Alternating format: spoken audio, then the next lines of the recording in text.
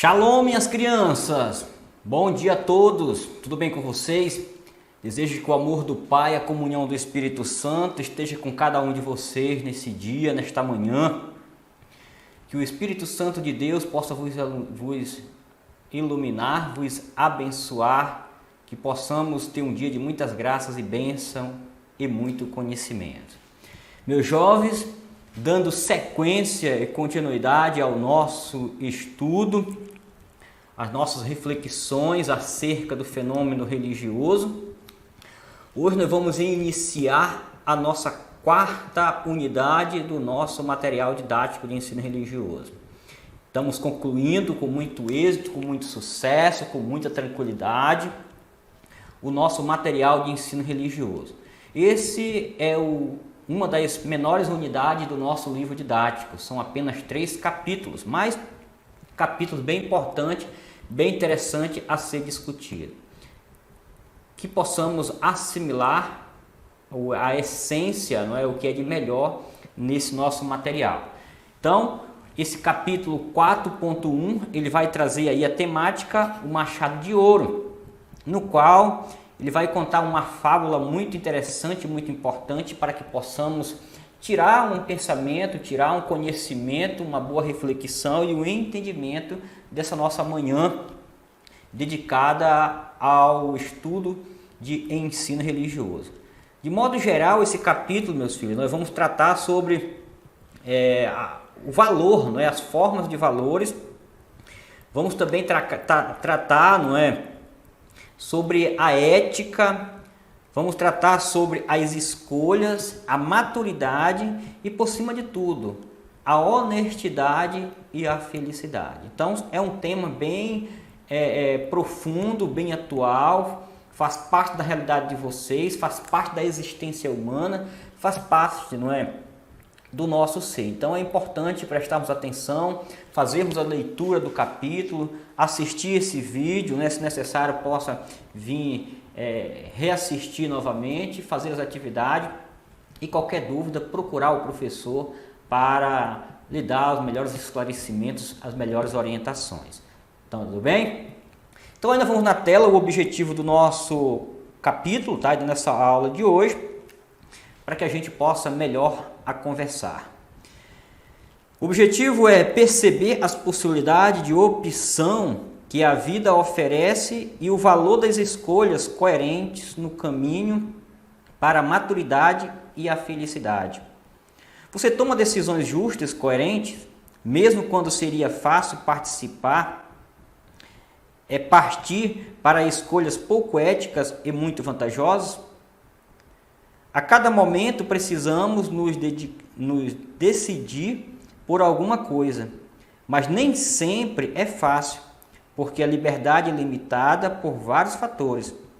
Na sociedade atual temos dezenas de convites e escolhas que nos atraem, mas é preciso tomar decisões coerentes com os valores das quais acreditamos. Então, nós vamos aí tratar no modo do primeiro tópico, né, da nossa aula de hoje, sobre essa possibilidade, não é, de fazermos escolhas. Nós já trabalhamos a questão da liberdade, tanto em filosofia como já também no capítulo passado, né, da unidade passada, já havíamos falado sobre a liberdade.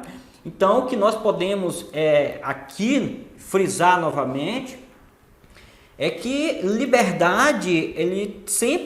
a liberdade sempre tem limites, tá? Nós temos condicionantes que são biológicos, temos condicionantes que são físicos, e temos condicionantes que somos, não é, culturais, sociológicos, condicionantes religiosos, tá? Éticos, morais e também legais, ou seja, existem muitos condicionantes, muitas barreiras que vai fazer com que nós nunca tenhamos 100% liberdade ou liberdade absoluta, tá? Mas é justamente dentro desses limites, dentro dessas possibilidades, que vai surgir as oportunidades para que venhamos pôr em prática e em ação a nossa liberdade possível. Tá? E aí o mundo oferece, né, inúmeras oportunidades para nos testar, para que venhamos, não é, ver se realmente nós temos autonomia, somos emancipados nas nossas escolhas. Tudo bem? Então a sociedade, né, ela faz os convites, a sociedade ela nos desafia. Afinal de contas, será que é fácil, meus filhos, ser ético? Será que é fácil você tomar uma decisão ética, mesmo quando você poderia levar vantagens injustas? Será que é fácil ser virtuoso? Será que é fácil, né, viver uma vida autêntica?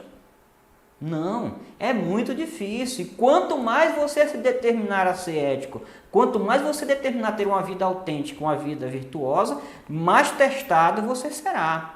Mais oportunidade o encardido vai oferecer para você cair. Mas, se você trabalhar aos poucos, né, a sua formação, trabalhar aos poucos os seus valores, não é? A sua virtude, ela vai crescer, ela vai multiplicar. Ela vai te colocar diante do caminho reto e para que você venha tomar decisões acertadas no momento oportuno. Então vamos aí ler essa fábula, tá, do machado de ouro, do Hermes e o lenhador. E aí você vai perceber como esse lenhador ele é testado. Então vamos fazer a leitura e depois eu retomo a explicação com esse tema, que esse tema ele é muito importante ser discutido, não só discutido, mas como ser entendido. E o aspecto filosófico, o aspecto religioso, ele traz inúmeros exemplos, não é, de testemunho de pessoas que foram testadas para saber se realmente a pessoa era verdadeira ou apenas utilizava uma máscara, uma fantasia para mostrar um personagem e não de fato quem ela é. Tá? Então, Hermes e o lenhador. O lenhador habitava uma cabana no bosque e trabalhava arduamente para sustentar a família. Todos os dias rachava os galhos secos que caíam das árvores e vendia a lenha na aldeia. Certa vez, ao caminhar à margem de um rio profundo, o lenhador se descuidou do machado, que lhe escorregou da mão e afundou nas águas escuras. O pobre homem, considerando seu instrumento de trabalho perdido para sempre, sentou-se desolado, pois ele dependia o sustento de seus filhos. Um peregrino que passava por ali perguntou ao lenhador o motivo de tamanha tristeza. Ao que ele respondeu: meu machado caiu na água e o rio é profundo. Eu não tenho outro, nem posso comprar um novo. Imediatamente o peregrino mergulhou, em poucos minutos emergiu trazendo nas mãos um machado de prata. Perguntou então ao lenhador: é este o seu machado? Não, o meu machado não é de prata, respondeu ele admirado. Outra vez o peregrino lançou-se à água e voltou com um machado de ouro, fazendo a mesma pergunta. O lenhador repetiu a negação. Não, meu machado não é de ouro. Por fim, no terceiro mergulho, o misterioso personagem voltou com o velho machado de ferro, já enferrujado pelo tempo e gasto pelo uso. O homem, ao ver recuperado o seu instrumento de trabalho, respondeu pela terceira vez a mesma pergunta. Sim, este o meu machado. O peregrino então se revelou, era o deus grego Hermes. Elogiando a honestidade do lenhador, deixou em suas mãos os 3 machados e desapareceu. Que bacana, não é, crianças? Afinal de contas, esse homem era de fato, né, alguém justo, era de fato alguém ético, né? Tinha uma virtude que fazia parte do seu próprio ser. Quantos de nós, não é? Quantas pessoas não teria ficado com o primeiro machado de prata, não é? Não tinha nenhum, e o que tinha, primeiramente, era um machado desgastado, muito velho, mas agora surgia um de prata e ia desperdiçar, não é? Muitos teriam ficado com o machado de prata, e muitos teriam, não é, resistido com muita angústia, com muita inquietação, né, para querer ficar com esse machado, mas mesmo assim teria dito que não era o seu. Mas esses não teriam resistido o segundo machado de ouro, não é? Esse é o meu machado, talvez teria dito. Mas esse lenhador, ele era uma pessoa autêntica, verdadeira, não é? Que disse não aos 2 primeiros machados, e quando chegou ao seu, ele disse que aquele sim, esse machado enferrujado, desgastado, era esse que ele sustentava e mantia a sua família, os seus filhos, com muita honra, não é? Com muitos valores e com consciência tranquila que o seu trabalho era honesto. Então, Deus Herme ficou admirado com tamanha sinceridade, com tamanha virtude deste lenhador. Então, meus filhos, essa fábula nos traz, não é, muitos ensinamentos. Quero dizer, a partir dessas fábulas, meus filhos, que nós só vamos chegar a um estágio elevado de virtude, um estágio elevado de autenticidade, vida moral e ética, quando nós começarmos a ser justos, certos, corretos, verdadeiros com as pequenas coisas. Se eu não consigo ser verdadeiro, se eu não consigo ser ético com as pequenas coisas, como é que eu serei nas grandes coisas? Logo, quem não é ético com as pequenas coisas, dificilmente será nas grandes coisas. Então, a própria filosofia também, ela narra uma fábula, né, uma narrativa de um pastor chamado Gizes, que era considerado um pastor de ovelhas, não é? Que trabalhava para um rei e era considerado o cara mais justo, mais correto, sincero e respeitado na comunidade. Entre todos os pastores, ele era, não é, a referência para os outros.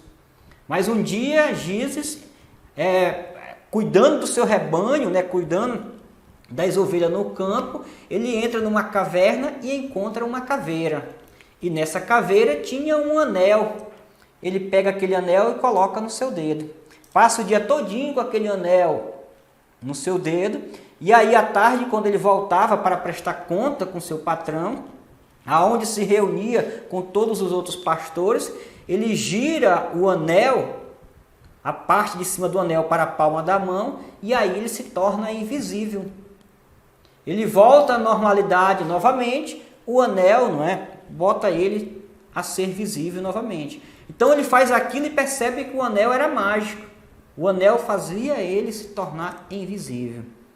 Então quando ele percebeu que ele se tornava invisível, quando ele virava o anel, girava o anel, então ele percebeu que muitos dos seus colegas que estavam ao seu lado começavam a falar mal dele por trás.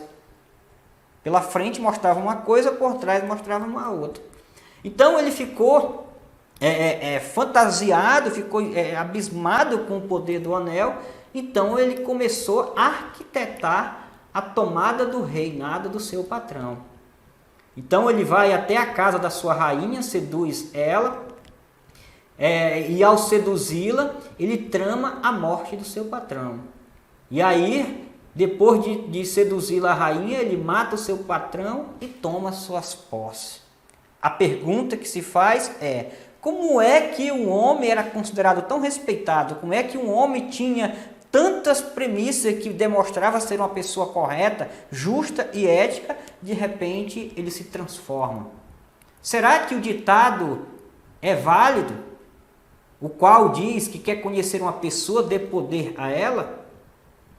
Será que de fato Gizes era uma pessoa ética ou apenas ele tinha uma máscara, ele apenas usava uma fantasia para mostrar uma personagem diferente do que ele era. Então, pense sobre isso. Será que nós, muitas vezes, deixamos de viver o ser real e passamos, a viver entre um personagem? Nós temos que tentar ser o ser real. Temos que tentar ser o jovem, a jovem que você é na essência. E não o jovem ou a jovem que você é na aparência. Que possamos, repensar nas nossas atitudes para que prevaleçam os valores que muitas vezes recebemos em casa, a escola somatiza com aquilo que recebemos em casa, a religião complementa, o que a família, a escola nos dá. Então aí vamos ler o segundo texto do nosso material de hoje, para encerrarmos esse capítulo. Risco e liberdade. Além da fábula do lenhador, há muitos outros textos religiosos e literários cujo objetivo é ajudar as pessoas a refletir sobre sentimentos e opções possíveis e coerentes. O jovem Ícaro ignorou o conselho do pai, que para livrar-se do labirinto, fizera para ele asas coladas com cera. O rapaz, fascinado pela aventura de voar, aproximou-se muito do sol. As asas derreteram e ele caiu no mar. O pai chorou inconsolável, pois não esperava do filho tal atitude inconsequente. Outro personagem é o Narciso. Um jovem, outro jovem grego, vivia obcecado pela beleza e tanto contemplou o próprio rosto refletindo na água de um lago que acabou por cair e se afogar. As fábulas gregas e relatos semelhantes em outras culturas existem há milhares de anos e nunca se desatualizam, assemelham-se a espelho porque retratam os sentimentos e os comportamentos das pessoas. Então, meus filhos, vocês já devem ter ouvido a história do Narciso. Algumas séries a gente já estudou isso em filosofia. E assim também como a gente já estudou os contos, de Ícaro, tá? Esse jovem que morreu, ele mas o pai foram aprisionados em uma ilha e não poderia sair por água, nem por terra depois, porque existia uma segurança muito grande. Então, eles só poderiam sair pelo ar. Então, o pai cria essa engenhosidade de criar asas e pede para o filho que ele não voasse tão baixo para não bater nas árvores, nem ser flechado pelos guardas, nem tão alto, porque senão a temperatura do sol iria derreter as suas penas que eram coladas de cera. Mas que ele mantesse o equilíbrio, entre o baixo e o alto. Mas o jovem, fascinado com o vento ao rosto, e quando ele passava voando, as pessoas olhavam para ele e achavam que era um Deus que estava voando, uma divindade. Então o jovem fica entusiasmado, fica cheio de alegria e começa a voar cada vez mais alto, até se aproximando do sol, e o sol derretendo as suas penas, e ele acaba caindo no alto mar e morrendo. Então o pai sofre, porque havia aconselhado muito ele, e ele faz uma escolha tão inconsequente, tão irresponsável como essa, comprometendo a sua própria vida. A outra personagem é o Narciso, alguém que se achava tão belo, tão bonito, que não poderia compartilhar a beleza com mais ninguém. Um egoísmo, então um narcisismo tão elevado, que mostra esse egoísmo de querer guardar, de querer ser somente para si mesmo. Ele acabou um dia contemplando a sua própria imagem diante de uma fonte, e ao contemplar essa própria imagem em uma fonte, se apaixona, e acaba desnutrindo ao olhar aquela imagem. Porque ele, quando iria tocar na imagem na água, a água balançava e desaparecia. Então, toda vez que a água acalmava, ele via a sua própria imagem. Não poderia tocar naquele ser extraordinário que ele contemplava, ele mesmo. então ele acaba se desnutrindo e morrendo afogado. Para isso, meus filhos, essas duas, não é?